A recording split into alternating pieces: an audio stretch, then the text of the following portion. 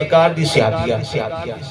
خامد سرکار دا صحابی ہے صحابی رسول گئے جہاد تے جا رہے نے تے جاندیا کہہ گئے اپنی بیوی نو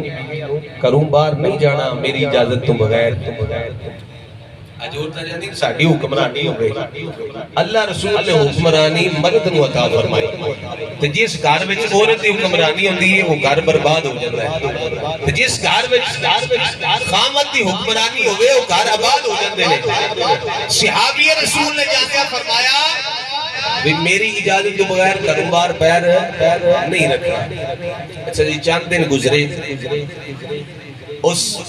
عورت دا نا باپ بیمار ہو گیا باپ تو وعدے کے بھی کوئی رشتہ ہوتا ہے باپ تے بیٹی دا بڑا عجیب رشتہ ہوتا ہے لوگ آئے انہیں کیا کہ تیرا باپ بیمار ہو گیا جا پتہ لایا جا کے انہیں کہا نہیں میرے خامد نے منع کیتا ہے میری اجازت تو بغیر باہر نہیں جانا تے جاؤ سرکار دی بارگاہ میں پوچھ کے آؤ جے تے آقا اجازت عطا فرما دیں تے پھر میں جاؤں جے آقا نے اجازت نہ دیتی پھر نہیں میں باہر جانا قاصد گیا جا کے سارا معاملہ عرض کیتا سرکار نے فرمایا بھئی اس میری خادمہ نو کہو صحابیہ نو کہو اگر تو اس معاملے وچ اپنے خامد دی اطاعت کرے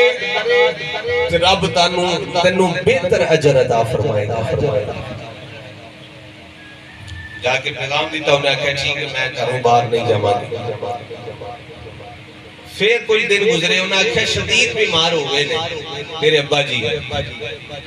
آج تاں نہیں نویں پچھوں جے فون آگئے نا کسی دا بھی پیکے آندے اس سے بھی اٹھ کے ناز کو وہ کیڑی لوڑ ہے خامد کو پوچھنے دی فون کر کے دسنے دی بھی ضرورت نہیں اس ویلے فون بھی نہیں شان صحابیہ نے آکھیا پھر سرکار دی بارگاہ میں جاؤ جا کے پوچھ کے آؤ آقا کی فرماندے نے جے اجازت دیں دے پھر میں ٹر جاتی ہے سرکار نے پھر فرمایا جے اگر اس معاملے وچ تو اپنے خامد دی اطاعت کرے پھر رب تینوں بہتر اجر عطا فرمائے گا پھر صحابیہ رک گئی نہیں گئی اپنے باپ دا پتہ لین واسطے چند دنوں تو بعد باپ فوت ہو گیا ہے اے سب تو بڑی گل ہے اے صدمہ ایسا جڑا برداشت ہوندا ہی نہیں مرداں کول نہیں ہوندا تے پھر عورتاں کول کس طرح ہوے جدا باپ فوت ہو جائے وہ کس طرح برداشت کر سکتی ہے لیکن اے اسلام ہے اے اسلام ہے جڑا میں بیان پہ کرنا ہے پھر پیغام آیا کہ تیرا باپ فوت ہو گیا ہے جا کے باپ دا منہ ہی دیکھ گیا آج عرض کرا یار بیٹی ماں دے ملک ہوئے نا تے خامد کبھے تیرا باپ بہت ہو گیا ہے ٹکٹ دے پیسے کوئی نہیں بیٹی آکھے کہ میری ٹوما بیچ لو میرا زیور بیچ کے ٹکٹ کراؤ میں جانتے ہیں باپ دا منہ تے دیکھ لواں لیکن مدینہ طیبہ دی گل ہے باہر دی نہیں گل شہر مدینہ ہے لیکن اجازت خامد دی نہیں سی پھر صحابیہ نے آقا جاؤ سرکار کی بارگاہ میں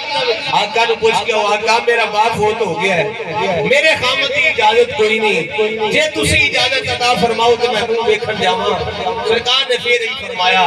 اے میری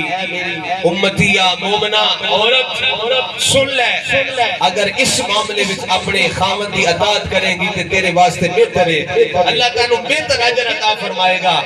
پھر وہ بیوی نہیں گئی اس باپ دی بیٹی نہیں گئی اپنے باپ دا منہ دیکھن واسطے سرکار صلی اللہ علیہ وسلم نے نا ایتھی پھر صحابہ نے بلا کے پوچھے صحابہ دسو وہ بیٹی اپنے باپ دا منہ دیکھن گئی ہے کہ نہیں عرض کی تھی آقا نہیں گئی سرکار دا اتنا دل راضی ہویا کہ میری امت وچ ایسی عورتیں بھی ہیں جڑی اپنے خامد اتنی اطاعت کرتی ہیں سرکار اتنے راضی ہوئے سرکار نے اپنے ید اللہ والے ہاتھ اٹھائے سرکار نے ہاتھ اٹھائے سرکار دیا چشمان مبارکہ وچوں آنسو جاری ہو گئے سرکار رون لگ پہ تھوڑی دیر تو بعد نا سرکار نے فرمایا صحابہ جاؤ اس بیٹی نو مبارک دے کے آؤ فرماؤ جا کے عرض کرو کہ تیری اس اپنے خامد دی اطاعت دیکھ کے رب اتنا راضی ہویا ہے رب نے تیرے باپ دی بھی بخشش فرما دیتی ہے تیری بھی بخشش فرما دیتی ہے خامد دی اطاعت کریے تے رب تعالی باپ مرد والے دی بھی بخشش فرما دیندا ہے، بیٹی دی بھی بخشش فرما دیندا ہے۔ اللہ اکبر کبیرہ، اے جناب والا سرکار صلی اللہ علیہ وسلم دا دین ہے، اور جیڑی عورت اپنے خامد دی اطاعت کر دیے رب تعالی اس نو بے پناہ اجر عطا فرماندا ہے۔ آخری گل سماعت فرماؤ، سرکار صلی اللہ علیہ وسلم نے فرمایا